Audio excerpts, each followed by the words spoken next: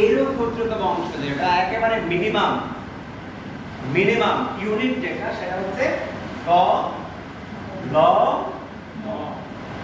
এটাকে বলা হয় ধ্বনি। এটা একটা ধ্বনি। এবং আরেকটা বিষয় হচ্ছে ধ্বনিটা দেখা যাবে না, ধ্বনিটা দৃশ্যমান না। আমরা যখন অরালি কথা বলছি, মুখের মাধ্যমে কথা বলছি, বাকযন্ত্রের সাহায্যে যখন একটা সাউন্ড উচ্চারণ করছি, তখন সেটা ধ্বনি হচ্ছে। এই ধ্বনিটা দেখা যাবে না, ধ্বনি দেখা যাবে না, এটা মাথায় রাখতে হবে। ধ্বনিটা দৃশ্যমান না, ধ্বনিটা দৃশ্যমান না, ধ্বনিটা লেখার বিষয় না, ধ্বনিটা হচ্ছে উচ্চারণের বিষয়। কিসের মাধ্যমে? বাকযন্ত্রের মাধ্যমে। কিসের মাধ্যমে? বাকযন্ত্রের মাধ্যমে। ধরো আমি বললাম, ধরো সবুজ একটা শব্দ, সবুজ, এটা কি? প্রথম এটা বর্ণটা কি? দন্তস্ব বর্ণ। কিন্তু আমরা যখন ধ্বনিতে উচ্চারণ করছি, ধ্বনি করছি, এটাকে অ হয়ে যাচ্ছে, স। ধ্বনিটা কি হচ্ছে?